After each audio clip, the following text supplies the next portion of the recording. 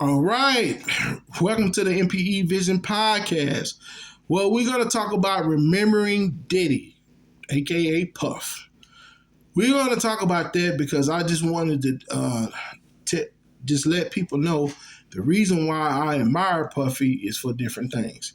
Now, that shit that happened with Cassidy, I'm not with that. I don't subscribe to that genre at all. Any man that puts his hand on a woman, no, I can't stand that because I love women, and I can't see putting your hands on a woman like that. I can't. But let me tell you how I first started liking Puff. First started liking Puff, 95. Boom. I didn't pay attention to all the other stuff. I just so happened saw Biggie because I was a Pac fan. But I think around about this time, Pac was locked up. I'm not sure. So I see Biggie, boom, chicks, swimming pool, baby. They just talking about chilling. I'm like, man, okay. That's what I always wanted to do, chill, party, and do all the other stuff. Boom, cut to 1996. I think that's when you hear, I love it when they call me Big Papa. I think, man, you see Puffy chilling back in the jacuzzi with the chicks, living the life. Not talking about no gangster shit, but they had their little gangster songs too. But this was like living the life. That's the one I wanted to live. But right about the next year, I had, got with my lady and all that stuff. Cut to go, and I'm about to go to the store, and I'm seeing this big guy with the shirt on, red shirt. That lets you know how I was completely out of sync with this whole movement. So I'm like, man, who is this dude? Oh man, if you want to be an artist, come to Death Row, And I'm like, he said, damn, what the hell going on? So I go sit down, and here come Puffy say, listen, I'm proud of Dre and Snoop and all their accomplishments. Man, this East and West Coast need to stop.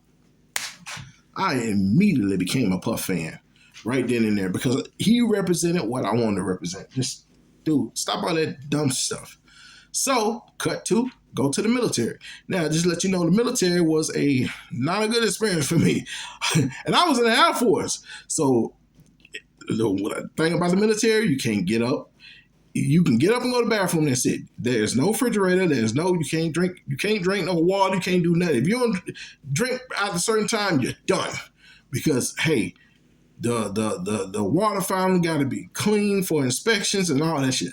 It wasn't for me. But anyway, cut to, leave there, go to tech school. Go to tech school, you got to march everywhere. I was like, ah, damn. You got to march everywhere. You can't wear civilian clothes to the third phase. So you there for like 3-4 weeks before you even allowed to wear a t-shirt or jeans. You're wearing military clothing for that whole time. That shit was rough for me. So, boom, cut to, I'm in third phase. Me and my partners, we like, yo, man, let's go to the NCO club. We go to the NCO club. First song I hear, I love Pac, but that was not the song. F the dang with the clicky claim. I said, damn, is he talking about Biggie? Talking about his wife and all types. I said, man, I can't get into this. So all of a sudden, here it come.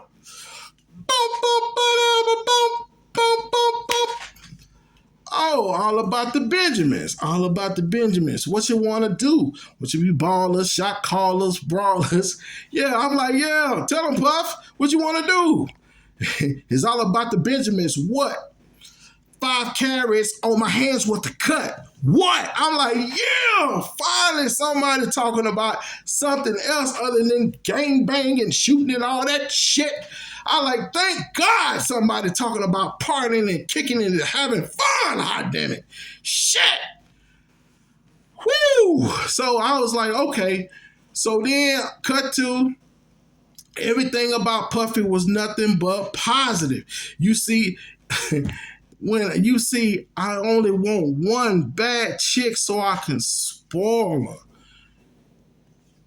That was a lot. He wasn't talking about being a player after that. He said, I just want one back. The one with him and Mace driving, they just talking about enjoying life, man.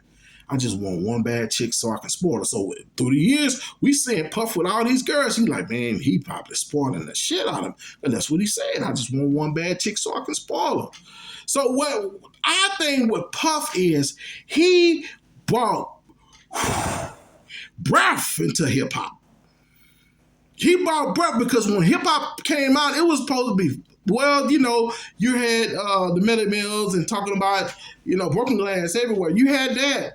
But then everything else, man, let's have some fun. That's why I love Fresh Prince. He was talking about fun. He was talking about fun. I like, I still call him Fresh Prince. Still like Will Smith. That last video was talking about girls. That's the Will I know.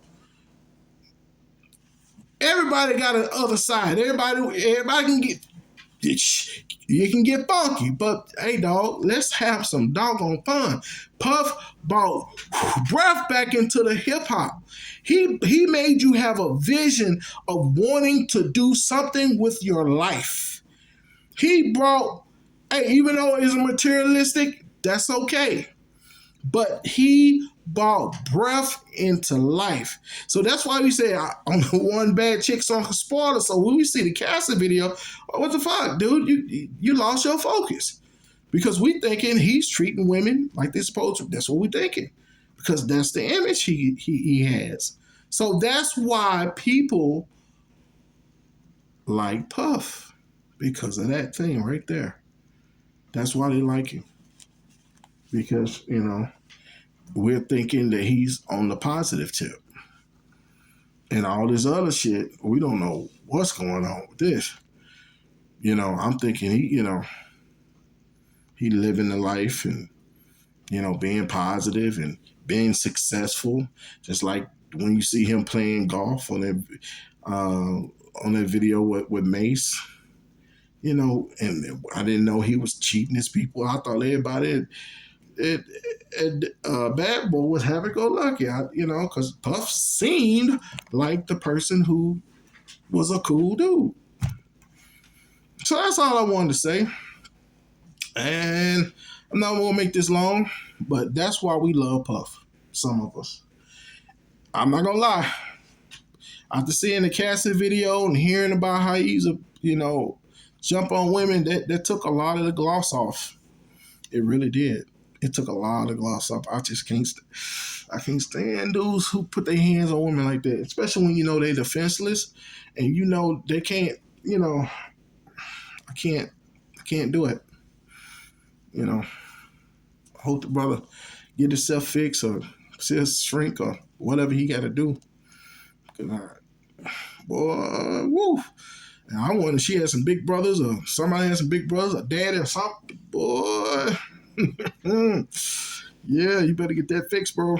But like I say, I'm trying not to be critical or judgmental. But hey, man. But for the people who want to be part of people, he spoke to me specifically. So, man, hey, man, just wanted to say that, man. And welcome again to another MP Music, Politics, Entertainment, Vision podcast, bro. Love y'all, man. Even though people who don't love me, I still love you. Regardless. Have a good one.